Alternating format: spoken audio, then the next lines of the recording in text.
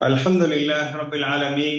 اللهم صل على محمد وعلى آل محمد كما صليت على إبراهيم وعلى آل إبراهيم إنك حميد مجيد.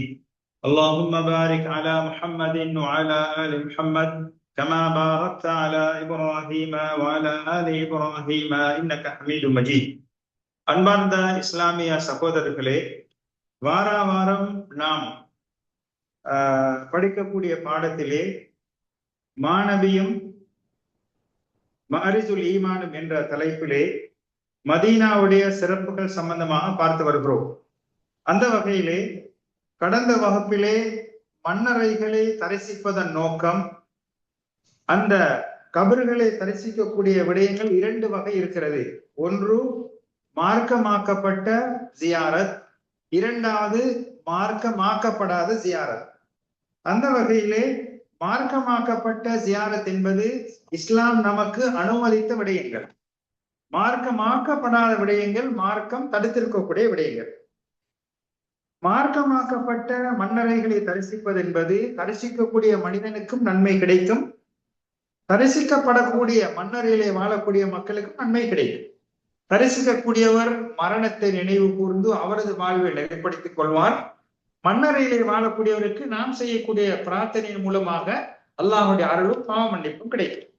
மார்க்கமாக்கப்படாத ஜியாரத்தை பொறுத்தவரையிலே வணக்கங்களை மரணித்தவர்களுக்காக செய்வது, இது தடுக்கப்பட்ட விடயம். அது இரண்டு வகை. ஒன்று ஜியாரா ஷிர்கியா, அதாவது இணை வைத்தலுக்கு கொண்டு போய் சேர்க்கக்கூடிய விடயம்.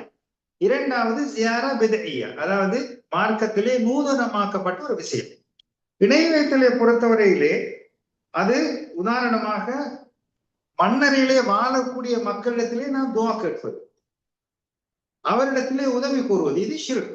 இணை வைத்தலை கொண்டு போய் சேர்க்கும், எல்லாம் பாதுகாக்க வேண்டும். ஆனால் அந்த பித்அத்தான ஜியாராவை பொறுத்தவரையிலே கபறுகளிடத்திலே சென்று நாம் அல்லாஹ்விடத்திலே பிரார்த்திப்பது, கபறுகளிடத்தில் நின்று பிரார்த்திப்பது அல்லாஹ்விடத்தில், இது பித்அ, அதாவது மார்க்கத்து நூதனமாக்கப்பட்ட விடயம். அதே போல அந்த மரணித்தவருடைய பொருட்டால் கேட்பது, இவைகள் ஷிர்க், இணை வைத்தலை கொண்டு போய் சேர்க்காவிட்டாலும் தவிர்த்து கொள்ள வேண்டிய விடயம். இதை கருத்தில் கொள்ள வேண்டும். கடந்த வகுப்பிலே அதாவது சில விடயங்கள் இணை வைத்தலுக்கு கொண்டு போய் சேர்க்கும், அது வணக்கங்களை மரணித்தவர்களுக்கு செய்வது. இரண்டாவது பித்அத்தான விஷயங்கள் என்பது உதாரணமாக மன்னரிடத்தில் துஆ கேட்பது, அவருடைய பொருட்டை கேட்பது எல்லாம் நூதனமான விடயங்கள், இவைகளை தவிர்த்து கொள்ள வேண்டும். இன்ஷா அல்லாஹ் இன்றைய வகுப்பிலே நாம் கடந்த வகுப்பிலே மஸ்ஜித் நபவியுடைய முழுமையான விடயங்களை பார்த்துவிட்டு அதனுள் இருக்கக்கூடிய நபி ஸல்லல்லாஹு அலைஹி வஸல்லம் அவர்களுடைய மன்னரை, அதே போன்று ஹலீஃபா அபூபக்கர் உமர் ரலியல்லாஹு அன்ஹும் அவர்களுடைய மன்னரை தரிசித்து விட்டு வெளியே மன்னரைகளை தரிசிக்கும் போது பேண வேண்டிய விடயங்கள், எவ்வாறு தரிசிக்க வேண்டும், எவைகள் அனுமதிக்கப்பட்டது, எவைகள் தடுக்கப்பட்டது என்றெல்லாம் பார்த்து வந்தோம். அதற்கடுத்ததாக மஸ்ஜிது குபாவுக்கு போய் தொழுது விட்டு வந்தோம். மஸ்ஜிது குபாவிலே தொழுதால் ஒரு உம்ராவுடைய நன்மை கிடைக்கும். அந்த வகையிலே மதீனாவுக்கு வரக்கூடிய இரண்டு பள்ளி வாயில்கள், மூன்று அடக்கஸ்தலங்கள், இரண்டு பள்ளி வாயில்கள், மஸ்ஜிது நபவி, இரண்டாவது மஸ்ஜிது குபா. அடக்கஸ்தலங்களை பொறுத்தவரை முதலாவதாக நபி ஸல்லல்லாஹு அலைஹி வஸல்லம் அவர்களுடைய அடக்கஸ்தலம், அத்துடன் அண்மையில் இருக்கக்கூடிய அபூபக்கர் உமர் ரலியல்லாஹு அவர்களுடைய. இப்போது நாம் பக்கீ சலாம் சொல்லிவிட்டு வெளியே வந்தோடு இருக்கக்கூடிய அந்த மதீனாவிலே உள்ள அடங்கப்படக்கூடிய இடம், அதுக்கு பேர் என்ன? பக்கீ. ஜன்னத்துல் பக்கீன்னு பேசுவாங்க, ஆனா அதோட பேர் பக்கீ. இது மதீனாவுக்கு வெளியில உள்ள இடம் தான். உங்களுக்கு தெரியும், ஆரம்பத்துல மதீனா என்பது சிறிய கிராமம். அந்த மதீனாவோட எல்லைகளை மட்டிட்டது யாரு? நபி ஸல்லல்லாஹு அலைஹி வஸல்லம் கூறினார்கள், வலப்புறமாக, இடப்புறமாக, தெற்கு புறமாக, கிழக்கு புறமாக சொல்லி இந்த தீர்மானிச்சது யாரு? நபி அவர்கள். எனவே ஆரம்பத்தில் இந்த பக்கீ என்பது மதீனாவுக்கு வெளிப்புறமாக இருந்தது, மஸ்ஜித் நபவியின் கிழக்கு பக்கமாக இருக்கிறது. அந்த இடத்திலே கர்கத் என்ற மரம் இருந்தது, அதனால் அதற்கு பக்கீஉல் கர்கத், கர்கத் என்ற மரம் இருந்ததினால் பக்கீஉல் கர்கத் என்று சொல்வார்கள். இப்போது அந்த மரத்தை காண முடியாது, அந்த கர்கத் என்ற மரம் இப்போது கிடையாது. ஆனா ஆரம்ப காலத்தில் அதிகமாக இருந்த காரணமாக அவருடைய பெயர் பக்கீஉல் கர்கத். இந்த பக்கீஉல் கர்கத்தை தரிசிப்பது என்பது ஏனைய மன்னரைகளை தரிசிப்பது போன்ற ஒரு முஸ்தஹப்பான, அனுமதிக்கப்பட்ட, ஆகமாக்கப்பட்ட, மார்க்கம் அனுமதித்த ஒரு விடயம். ஏனைய மன்னரைகள் எவ்வாறு நாம் தரிசிக்க செல்வோமோ அதே போல இந்த பக்கியை தரிசிக்கலாம். நபி ஸல்லல்லாஹு அலைஹி வஸல்லம் மன்னவர்கள் இந்த பக்கியை தரிசித்திருக்கிறார்கள். எதற்காக என்றால் அதனூடாக மக்களுக்கு ஒரு உபதேசம், கபர்களை பார்க்கின்ற போது தனக்கு ஒரு உபதேசம் கிடைக்கும். நான் இதற்கு வர இருக்கிறேன், என்னை எவ்வாறு நெறிப்படுத்த வேண்டும் என்ற உபதேசம் கிடைக்கும். அடுத்ததாக படிப்பினை. வாழ்வில் பல கோணத்தில் வாழ்ந்தாலும் மன்னரையை பார்க்கின்ற போது என்ன செய்யும்? அவன் சீர் பெறுவதற்கான ஒரு காரணமாக அமையும். அடுத்ததாக அங்கே அடங்கப்பட்டிருக்கக்கூடிய மக்களுக்காக துவா செய்வது, அது முக்கியமாக வேண்டப்பட்ட ஒரு விடயம். ஏன்னா மன்னரில் இருக்கக்கூடியவர்கள் துவாவை வேண்டி நிற்பார்கள், ஆனா துவா செய்வதற்கு உரியவர்கள் உயிருடன் இருப்பவர்கள். எனவே அந்த அடிப்படையிலே படிப்பினைக்காக, உபதேசத்துக்காக, துவா செய்வதற்காக மன்னரைகளை தரிசிக்கலாம். ஆயிஷா ரலியல்லாஹு அவர்கள் கூறுகிறார்கள், கான ரசூலுல்லாஹி ஸல்லல்லாஹு அலைஹி வஸல்லம் குல்லமா கான லைலதி, அதாவது என்னிடத்திலே, அதாவது எனது வீட்டிலே நபி அவர்களுடைய சந்தர்ப்பம் வருகின்ற போது, யஹ்ருஜு மின் ஆஹிரில் லைல் இலல் பக்கி, இரவிலே கடைசி பகுதியிலே பக்கிக்கு சென்று அவர்களுக்கு சலாம் கூறி பாவ மன்னிப்பு கேட்டுவிட்டு வருவார்கள் என்று கூறுகிறார். இந்த ஹதீஸ் முஸ்லிமிலே பதியப்பட்ட செய்தியாக இருக்கிறது. இந்த பக்கியில அடங்கப்பட்டிருக்கக்கூடிய மன்னரைகளிலே சஹாபாக்கள் இந்த கபர் இந்த சஹாபியுடைய கபர் அல்லது தாபியுடைய கபர் என்று அறியப்பட்டிருக்குதா? யாருக்கும் தெரியாது. அங்கே பெயர் குறிப்பிட்டு சொல்லக்கூடிய அளவுக்கு மன்னரைகள் கிடையாது. அந்த மன்னரையிலே அதிகமான சஹாபாக்கள் அடங்கப்படவில்லை. உங்களுக்கு தெரியும், நிறைய சஹாபாக்கள் எங்க போனாங்க? மதீனாவை விட்டு வெளிப்புறமாக வெளிநாடுகளுக்கு தான் சென்றார்கள். இஸ்லாத்தை எத்தி வைப்பதற்காக அழைப்பு பணிகளை அவர்கள் பயணித்தார்கள். மார்க்கத்தை எத்தி வைப்பதற்காக சஹாபாக்கள், தாபியீன்கள், அதே போல் நிறைய தபா தாபியீன்கள் எல்லாம் எங்க போயிருக்கிறார்கள்? வெளியிலே புறப்பட்டு சென்றிருக்கிறார்கள். எனவே அந்த கபரிலே இருக்கக்கூடிய மன்னரைகளை குறிப்பிட்டு இந்த சஹாபியுடைய கபர் இது என்று சொல்வதற்கு தெரியாது. ஏனென்றால் ஒரு நீண்ட காலம், பல வருடங்களுக்கு பின்னால் அது அடையாளப்படுத்தப்பட முடியாத அளவிலே இருக்கிறது. இப்போது இந்த பக்கியிலே அடங்கப்படுவதற்கென தனி சிறப்பு இருக்கிறதா என்று கேட்டால், ஒரு இடத்தை அல்லது ஒரு காலத்தை சிறப்பித்து கூறுவதென்றால் அதற்கென ஆதாரம் வேண்டும். உதாரணம், சிறந்த இடம் அல்லது சிறந்த காலம் என்று சொல்வதானால் அதற்கு ஆதாரம் வேண்டும். ஏனென்றால் அவ்வாறு நாம் சிறப்பித்து கூறும்போது இந்த விடயம் என்பது அது அதாவது மார்க்கத்தில் அது முற்று பெற்ற விடயம். நாம புதிதாக ஒரு இடத்தை சிறப்பாக்கவும் முடியாது, புதிதாக ஒரு காலத்தை சிறப்பாக்கவும் முடியாது. ஏற்கனவே முடிவெடுக்கப்பட்ட விடயமாக இருக்க வேண்டும் அல் குர்ஆன் அல் ஹதீஸின் மூலமாக. அவ்வாறு இல்லை என்றால் நாம் ஒரு இடத்தை சிறப்பித்து கூறுவது என்பது நமக்கு அனுமதிக்கப்படாத ஒரு விடயம். அந்த வகையிலே பக்கியிலே அடக்கப்படுவது என்பது சர்வசாதாரணமாக மதீனாவிலே மரணித்தால் அடக்கப்படுவார்கள். ஆனால் அதற்கென சிறப்பான ஒரு சிறப்பு இருக்கிறதா என்று கேட்டால் கிடையாது. பக்கியிலே அடங்கப்படுவதற்கு குறிப்பான ஒரு சிறப்பு இருக்கின்றதா என்று கேட்டால் கிடையாது. ஏனென்றால் அவ்வாறு எந்த ஆதாரங்களும் கிடையாது. அவ்வாறு பொதுவாக சொல்லப்படக்கூடிய சில விடயங்களை பார்ப்போமானால் அந்த செய்திகள் பலகீனமாக இருக்கும் அல்லது இட்டுக்கட்டப்பட்ட செய்தியாக இருக்கும். எனவே பக்கியிலே அடங்கப்படுவதற்குரிய தனி சிறப்பு, அதாவது தனியான சிறப்பு என்பதற்கு எந்த ஆதாரங்களும் கிடையாது. உதாரணமாக நாம் பார்ப்போமானால், இந்த பக்கியிலே அடங்கப்படுவதை பற்றி வரக்கூடிய சில சிறப்புகளை பற்றி பார்ப்போமானால் அதில் எந்த சிறப்பும் இல்லை என்ற விடயங்களை பார்ப்போம்னா, முதலாவதாக மதீனாவிலே ஒரு மனிதர் மரணிப்பது என்பது வேண்டப்பட்ட ஒரு விடயம், நபி அவர்களால் ஆர்வமூட்டப்பட்ட விடயம். ஆனால் பக்கியிலே அடங்கப்படுவது என்பதற்கு தனித்துவமான எந்த ஆதாரங்களும் கிடையாது. உதாரணமாக ஏனைய இடங்களில் அடக்கப்படுவதை போன்றுதான் பக்கியிலும் அடங்கப்படுவது. அவ்வாறு யாராவது பக்கியிலே அடங்கப்படுவது சிறப்பு என்று சொல்வதானால் அதற்கென தனித்துவமான ஆதாரங்களை முன்வைக்க வேண்டும். அவ்வாறு இல்லாத சந்தர்ப்பத்திலே சிறப்பித்து கூற முடியாது.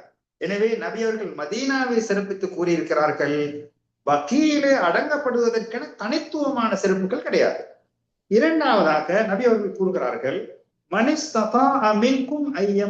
மதீனா, மதீனாவிலே மரணிப்பதற்கு யாருக்கு முடியுமோ பல்யமுத் பிஹா, அங்கே மரணிக்கட்டும்.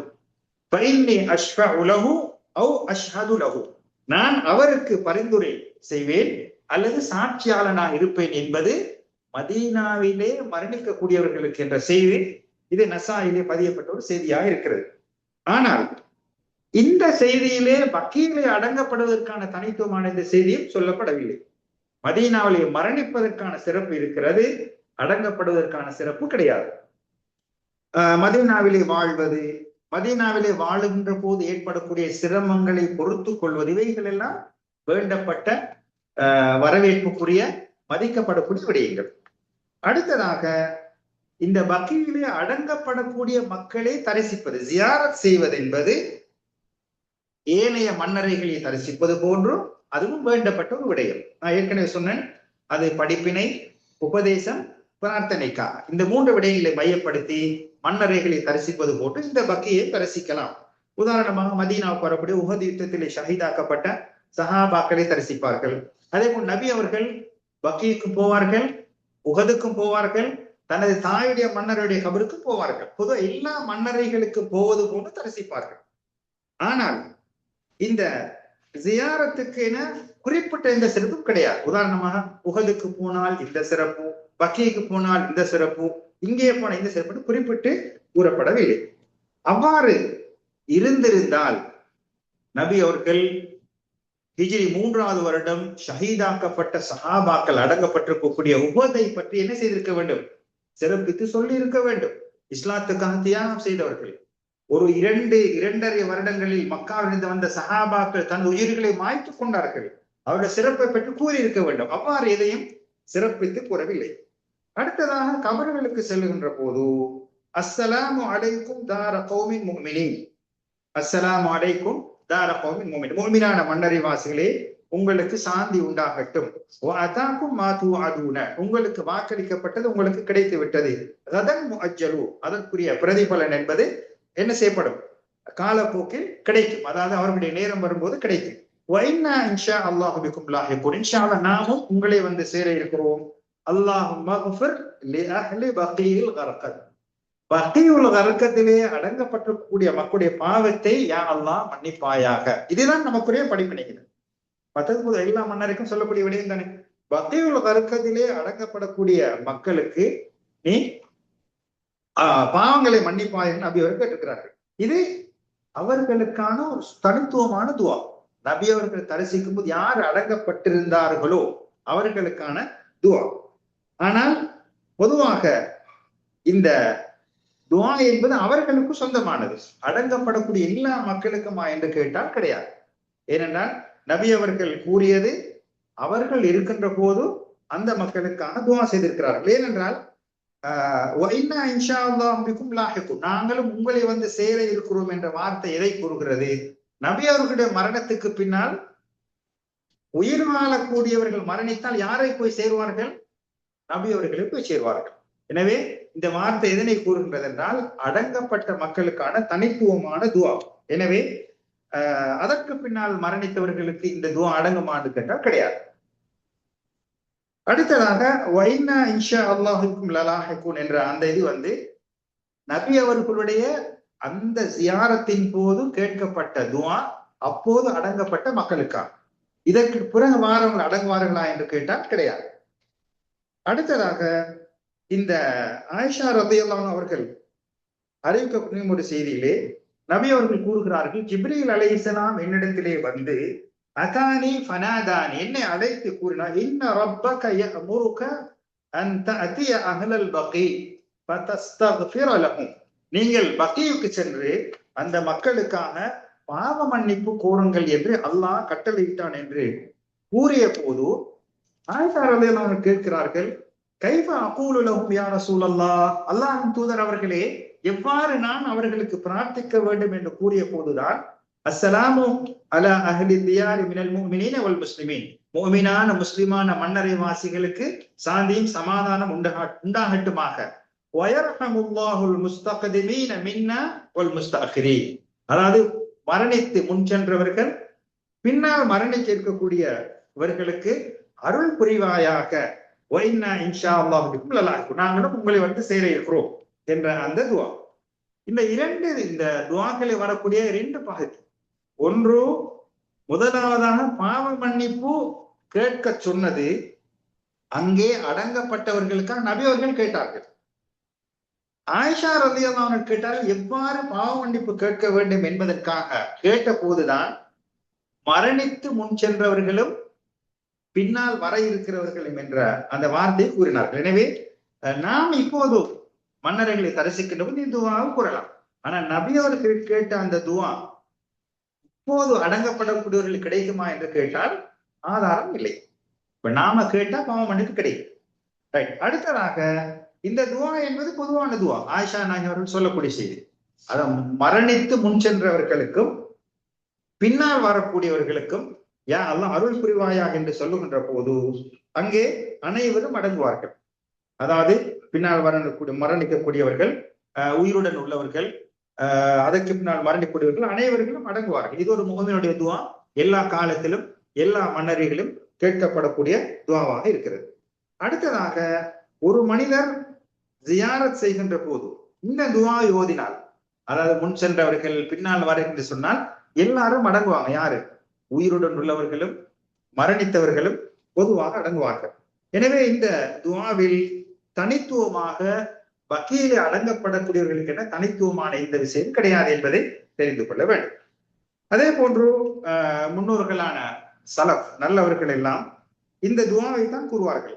அஸ்ஸலாமு அலைக்கும் யா அஹ்ல தியாரி முஃமினீன மின்கும் வல் முஸ்லிமீன். முஃமினான முஸ்லிமான மன்னரை வாசிகளே, உங்களுக்கு அல்லாஹ்வுடைய சாந்தியும் சமாதானம் உண்டாகட்டுமாக. இரஹமுல்லாஹுல் முஸ்தக்திமீன மின்கும் வ இன்னா இன்ஷா அல்லாஹ் பிகும் லலாஹிகூன். மரணித்து முன்சென்றவர்களுக்கு அல்லாஹ் அருள் புரியட்டும், இன்ஷா அல்லாஹ் நாமும் உங்களே சேர இருக்கிறோம் என்ற இந்த பொதுவான துவாவை நாம் மரணம் விட்டுக் கொள்ள வேண்டும். அடுத்ததாக சஹாபாக்கள், சில சஹாபாக்கள் இந்த பக்கீல் அடங்கப்பட்டிருக்கிறார்கள் தானே. ஆனால் அந்த சஹாபாக்கள் அடங்கப்பட்டார்கள் என்பதற்காக அது சிறப்பான இந்த இடம் கிடையாது. ஏனென்றால் மதீனாவிலே மரணிக்கக்கூடிய எல்லா மக்களும் அடங்கப்படக்கூடிய இடம். எந்த அளவுக்கு என்றால் முனாஃபிக்கின் கூட தலைவன் யாரு? அப்துல்லாஹ் இப்னு உபய் இப்னு சலூல். அவர் எங்க அடங்கப்பட்டிருக்கிறாரு? அங்க அடங்கப்பட்டிருக்கிறார். எனவே ஒரு பூமி என்பது ஒரு மனிதனை பரிசுத்தப்படுத்த மாட்டார். வெறுமனே ஒரு இடத்தில் நாம் அடக்கிட்டோம் என்றா அவருக்குரிய எந்த பரிசுத்தமானதும் கிடைக்காது. சல்மானுல் ஃபாரிசி அவர்கள் கூறுகிறார்கள் அவர்கள், இன்னல் அர்த லா துகத்திசு அஹதன். நிச்சயமாக பூமி என்பது யாரையும் பரிசுத்தமாக்க மாட்டாது. வ இன்னமா யுகத்திசுல் இன்சான அமலுஹு. ஒரு மனிதன் பரிசுத்தம் பெறுவது என்பது அல்லது பரிசுத்தமாக்குவது என்பது அவனுடைய செயல், அவனுடைய நல்ல காரியங்கள் தான் அவனை என்ன செய்ய, நல்ல மனுஷனா கெட்ட மனுஷனா தீர்மானிக்கும். அல்லது வெறுமனே ஒரு இடத்துல இருந்துட்டு ஒரு நல்ல இடத்துல இருந்து அவர் பரிசுத்தம் என்று தீர்ப்பு கொடுப்பதற்கு யாருக்கும் முடியாது என்பதை கூறுகிறார்கள். அதே போன்று சஹாபாக்கள் ஏராளமானவர்கள் வக்கீல் அடங்கப்படவில்லை. குலஃபாஉர் ராஷிதூன் 4 கலீஃபாக்கள் கூட உத்தரம் அடங்கப்படவில்லை. அபூபக்கர் உமர் ரலியல்லாஹு எங்க அடங்கப்பட்டிருக்கிறாங்க? ஆயிஷா நகையில வீட்டுக்கு. உஸ்மான் ரலியல்லாஹு எங்க அடங்கப்பட்டிருக்கிறாங்க? வக்கீலுக்கு அடக்கப்படல. அடக்கப்படும் போது வக்கீல் வெளியெல்லாம் இருந்துச்சு, பிறகு அது உள்வாங்கப்பட்டுச்சு. அல்லாம வக்கீலுக்கு அடங்கப்படல. 4வது கலீஃபா யாரு? அதே அவங்க எங்க அடங்கப்பட்டாங்க? கூஃபாவில் அடங்கப்பட்ட. எனவே 4 கலீஃபாக்கள் கூட என்ன செய்யப்படல, அடங்கப்படவில்லை. எனவே சஹாபாக்கு சிலர் அடங்கப்பட்டிருக்கிறார்கள் என்பதற்காக சில சிறப்புகளும் கிடையாது. எனவே இந்த ஹதீஸ்கள் நபி ஸல்லல்லாஹு அலைஹி வஸல்லம் அவர்கள் அடங்கப்பட்டிருக்கிறார்கள் என்பது நமக்கு தெரியும். யாருடைய வீட்டில்? ஆயிஷா நபியுடைய வீட்டில் அடங்கப்பட்டிருக்கிறார்கள். எனவே அது வீடு என்பதுதான் கருத்து அல்லாமல் பள்ளி வாயில் கிடையாது. அப்ப பக்கியில் அடங்கப்படுவதற்கென சிறப்பான வேறு எந்த விடயங்களும் கிடையாது. உதாரணமாக பக்கியிலே இன்னும் வரக்கூடிய சில லைஃபான இட்டுக்கட்டப்பட்ட செய்திகளை பார்ப்போமான, நபி ஸல்லல்லாஹு அலைஹி வஸல்லம் அவர்கள் வழக்கமாக இந்த மன்னரிலே அடங்கப்பட வேண்டும் என்பதை வேண்டினார்கள், ஏவப்பட்டுள்ளேன் என்று சொல்லக்கூடிய செய்தி ஆதாரபூர்வமற்றது. அடுத்ததாக இந்த பக்கையிலிருந்து பௌர்ணமி இரவில், அந்த இரவிலே 70,000 பேர் எழுப்பப்படுவார்கள் என்ற ஒரு செய்தி, இதுவும் ஆதாரமற்ற ஒரு செய்தி.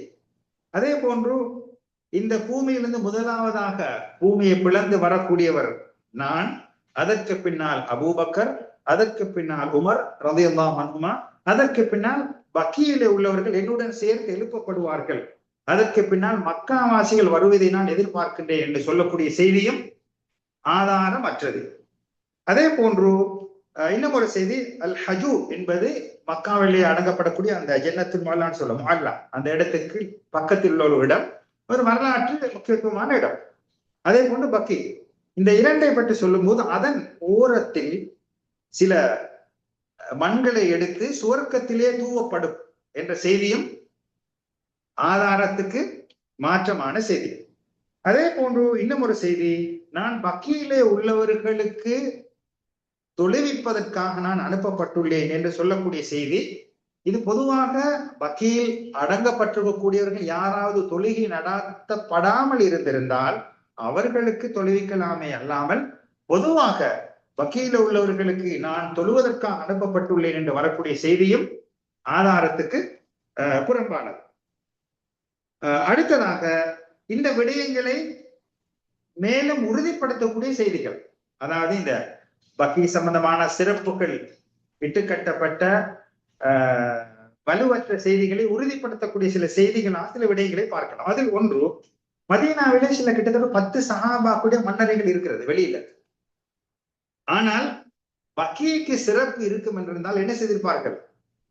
அந்த கபரில் உள்ளவர்களை எடுத்துக்கொண்டு போய் அந்த இடத்தில் அடங்கி இருப்பார்கள். ஆனா அப்படி என்ன சில யாரும் அடக்கியது கிடையாது. அடுத்ததாக மதீனாவுக்கு மிகவும் அண்மையில் இருக்கக்கூடியதுதான் என்ன? உஹத் யுத்தத்திலே ஷஹீதாக்கப்பட்ட சஹாபாக்கள். ரசூலுல்லாஹ்வுடைய சிறிய தந்தை யாரு? ஹம்ஸா ரலியல்லாஹு அன்ஹு. அப்படி பக்கீக்கு ஒரு சிறப்பு கொண்டு இருந்தா என்ன செஞ்சிருப்பாங்க? உஹது யுத்தத்துல ஷஹீதாக்கப்பட்ட சஹாபாக்கள் எல்லாம் என்ன இங்க வந்து அடக்கி இருப்பாங்க. ஆனா அடக்கினாங்களா? இல்ல.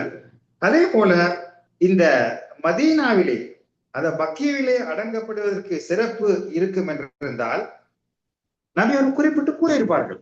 ஆனால் இந்த மதீனாவிலே வாழ்வது அது தனித்துவமான சிறப்பு. ஆனால் அடங்கப்படுவது என்பது எல்லா இடத்துக்கும் பொதுவான ஒரு விடயம் என்பதை தெரிந்து கொள்ள வேண்டும். அடுத்ததாக இந்த சலஃப் முன்னோர்களான தாபியன்கள் எல்லாம் அவ்வாறு இந்த இடத்திலே சிறப்பு இருக்கும் என்றிருந்தால் என்ன செய்திருப்பார்கள்? அந்த இடத்திலே நான் அடங்கப்பட வேண்டும் என்று ஆசை கொண்டிருப்பார்கள். இமாம் மாலிக், அதாவது மதீனாவுடைய இமாம் என்று சொல்லக்கூடிய அவர் சொல்றாரு,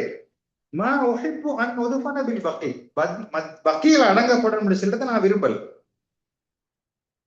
ஏனைய இடங்களில் அடங்கப்படுவதை போன்று நான் குறிப்பிட்ட இடத்தை இங்க பக்கியை நான் விரும்பவில்லை என்ற ஒரு செய்தி கூறுகிறார்கள்.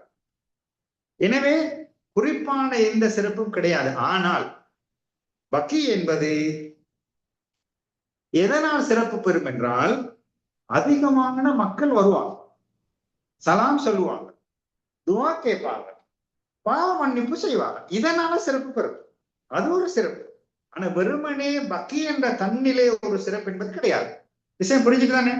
எனவே பக்கி என்பது கர்கத் மரங்கள் நிறைந்த இடம். அந்த இடம் மதீனாவிலே மரணிக்கக்கூடியவர்கள் அடங்கப்படக்கூடிய இடம். அதற்கென குறிப்பிட்ட எந்த சிறப்பும் கிடையாது. ஆனால் அந்த இடத்துக்கு சென்றால் ஏனைய மன்னர்களை தரிசிப்பது போன்றும் சலாம் சொல்ல வேண்டும், அவருடைய பாவ மன்னிப்புக்காக துஆ கேட்க வேண்டும். அடுத்ததாக அதற்கென தனித்துவமான இந்த சிறப்புகளையும் சொல்லிவிட முடியாது. மதீனாவிலே மரணிப்பது நபி அவர்களால் ஆர்வமூட்டப்பட்ட விடயம். ஆனால் அடங்கப்படுவதற்கு குறிப்பிட்ட எந்த இடமும் கிடையாது என்பதற்கு சில உதாரணங்களும் சொன்ன. ஒரு உதாரணம், உஹது யுத்தத்துல ஷஹீதாக்கப்பட்ட சஹாபாக்களையாவது கொண்டு வந்து என்ன செஞ்சிருக்கலாம்? அடங்கப்பட்டிருக்கலாம். 4 ஹலீஃபாக்களும் அடங்கப்படவில்லை. ஆனால் எதனால் சிறப்பு பெறும்?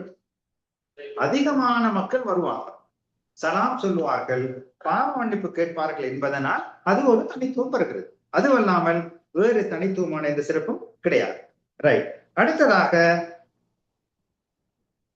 மதீனாவில் மரணிப்பதற்கு ஒரு சிறப்பு இருக்குதான். மதீனாவில் மதீனாவில் அடக்கப்படுவது சிறப்பு என்று கேட்டால், மதீனாவில் மரணிப்பதுதான் சிறப்பு. ஆனா மௌத்தானா அங்க அடக்குவான். மதீனாவில் அடக்குவது சிறப்பு, மரணிப்பது சிறப்பு. நபி அவர்கள் கூறுகிறார், மனிஸ்ததா அமின்கும் ஐயமூத பில் மதீனா. மதீனாவில் யாருக்காவது மரணிப்பதற்கு முடியும் என்றால் ஃபல் யமுத் பிஹா, அந்த இடத்தில் மரணிக்கட்டும். ஃபைன்னி அஷ்ஹதுலோ அஷ்ஹதுலோ, நான் அவர்களுக்கு என்ன செய்வேன், பரிந்துரை செய்வேன் அல்லது சாட்சியாக இருப்பேன். இது கிடைக்கும். ஆர்வமும் தேட்டமும் ஆசை உள்ளவர்களுக்கு இன்ஷா அல்லாஹ் அல்லாஹ் கொடுப்பான். ஆனால் இதன் மூலமாக நாம் தெரிந்து கொள்ளக்கூடிய முக்கியமான விஷயம் என்னன்னு சொன்னா, ஃபமன் மாத ஹாரிஜில் மதீனதி வதுஃபின ஃபீஹா லம் யனல்ஹு ذلிகல் ஃபதுல். ஒருத்தர் வந்து மதீனாவுக்கு வெளியில மௌத் ஆயிட்டாரு, நாம ரொம்ப கஷ்டப்பட்டு வந்து அடக்குறோம், ஏதோ சிறப்பு இருக்குதா? இந்த விஷயம் நாம புரிஞ்சு கொள்ள வேண்டிய ஒரு விஷயம். அதாவது ஒருத்தர் மதீனாவுல மரணிச்சா சிறப்பு சொல்லிக்கிறான். ரெண்டு விஷயம், ஒன்று மன்றாட்டம், அடுத்து சாட்சி. ஒரு ஆள் மதீனாவுக்கு வெளியில மூத்தாகிறாரு, கஷ்டப்பட்டு பிளைட்ல கொண்டு இங்க அடக்குறோம், ஏதாவது ஸ்பெஷல் சிறப்பு இருக்குதா? கிடையாது. ஓகே, இது ஒரு முக்கியமான நாம் கவனத்தில் கொள்ள வேண்டிய விடயம். ரைட். அடுத்ததாக அப்ப கபரு 3 சொன்னோம் இல்லையா? ரசூலுல்லாஹ் 2 ஹலீஃபாக்கள், அடுத்தது பக்கீஉல் கர்கத், மூணாவது என்ன? மூணாவது குபா. அப்படியா? இல்ல, மன்னரை அடக்க உஹத், மஸ்ஜிது நபவி, மஸ்ஜிது குபா, அது 2 பள்ளிவாயில். ஓகே. மன்னரைகளை பொறுத்தவரையில ரசூலுல்லாஹ் 2 ஹலீஃபாக்கள், ஒன்று இரண்டாவது பக்கீஉல் கர்கத், மூணாவது உஹத் யுத்தத்தில் ஷஹீதாக்கப்பட்ட சஹாபாக்கள் அடங்கப்பட்டிருக்கக்கூடிய இடம். அது வந்து உஹது யுத்தத்தில் ஷஹீதாக்கப்பட்ட சஹாபாக்கள் அடங்கப்பட்டிருக்கக்கூடிய இடம், அதான் ஷுஹதா உஹத், உஹதிலே ஷஹீதானவர்களுடைய மக்பரா என்று சொல்லப்படும். இந்த மக்பரா ஜபல் உஹது மலைக்கு பக்கத்தில் இருக்கிறது. மஸ்ஜிது நபவியில் வடக்கு பக்கமாக ஒரு 3 கிலோமீட்டர் தூரத்தில் அமைந்திருக்கிறது. மஸ்ஜிது நபவி வடக்கு பக்கமாக ஒரு 3 கிலோமீட்டர் தொலைவில் அமையப்பட்டுள்ள இடம்தான் அந்த ஷுஹதா உஹத். இந்த சஹாபாக்கள் இஸ்லாத்துக்காக நிறைய சோதனைக்குள்ளாக்கப்பட்டார்கள், நிறைய சிரமங்களை மேற்கொண்டார்கள். அதில் கிட்டத்தட்ட 70 சஹாபாக்கள் ஷஹீதாக்கப்பட்டார்கள்.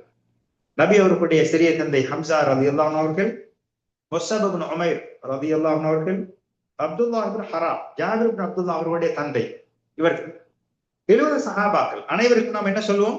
ரலியல்லாஹு அன்ஹும் வ ரது அன்ஹு. நபி ஸல்லல்லாஹு அலைஹி வஸல்லம் அவர்கள் அந்த கபரை போய் தரிசிப்பாங்க. எப்படி பக்கீக்கு போவாங்களோ இதுக்கும் போவாங்க. அவர்களுடைய அந்த மரணிக்கக்கூடிய அந்த வருடத்திலே, அந்த உஹது யுத்தத்திலே ஷஹீதாக்கப்பட்ட அந்த சஹாபாக்கள் வந்து, நான் இனி என்ன கடைசி விசிட் என்ற தோரணையில் நபி அவர்கள் ஒரு பிரியாவிடை வழங்குவது போன்ற ஒரு நிலையிலே அவர்கள் தரிசித்திருக்கிறார்கள். அதாவது அந்த மரணிக்கக்கூடிய அந்த வருடத்தில் அதுதான் அவர்களுடைய கடைசி தரிசிப்பாக இருந்திருக்கிறது. எனவே இந்த சஹாபாக்களுடைய அந்த 70 சஹாபாக்களுடைய மன்னரைகளும் குறிப்பிட்டு சொல்லக்கூடிய அளவுக்கு அடையாளப்படுத்தப்படவில்லை. ஏனென்றால் பல நூற்றாண்டுகள், கிட்டத்தட்ட எத்தனை வருடம் இப்ப நாம இருக்கிற 1447 ஹிஜ்ரி. எப்ப யுத்தம் நடந்துச்சு? ஹிஜ்ரி 3. அப்ப எத்தனை 1444 வருடங்களுக்கு முன்னால உள்ள செய்தி அடையாளப்படுத்தப்பட்டிருக்குதா? இல்ல.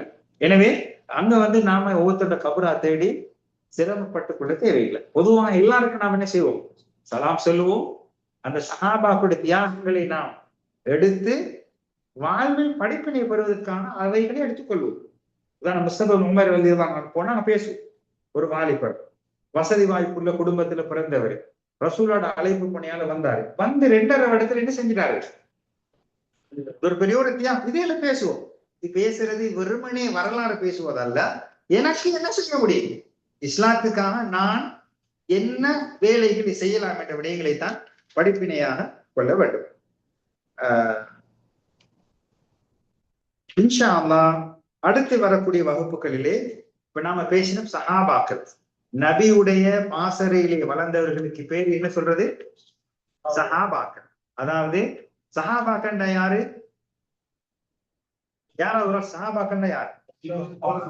யாராவது एक आदम யாரோ ஒரு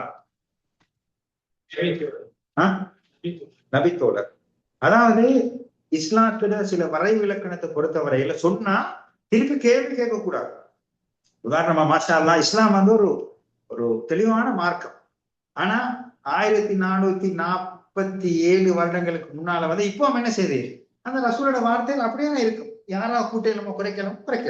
உதாரணத்துக்கு சொன்ன உதாரணமா சஹாபாக்கன்னா ஒன்று நபி தோழர், வேற நபி தோழர் வேற சொல்லுங்க. என்ன சொன்னீங்க? ஆமா,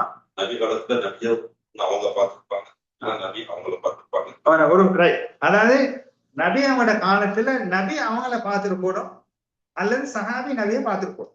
ஓகே,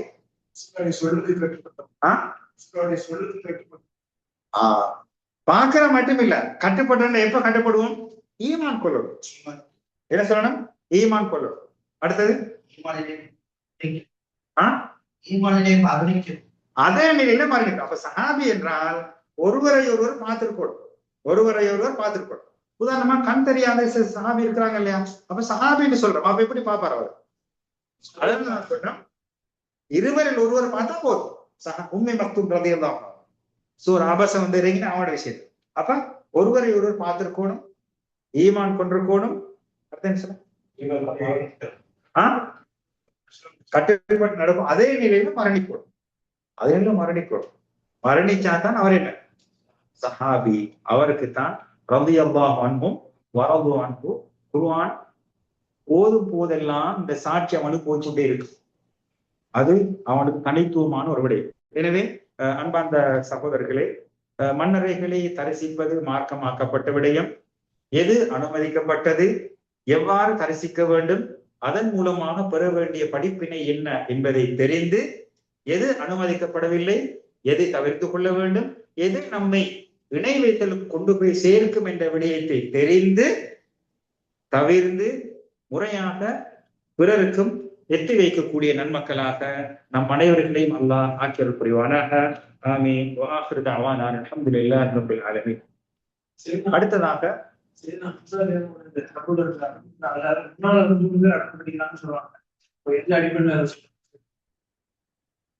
ஹம்சா ரலியல்லாஹு அன்ஹு அடங்கப்பட்டிருக்கிறாங்க. அவங்களுக்கு 3 பேர் அடங்கப்பட்டிருக்கிறாங்க. இருக்கலாம், ஆனா குறிப்பிட்டு சொல்வதற்கு இந்த ஆதாரம் கிடையாது. அப்ப நீங்க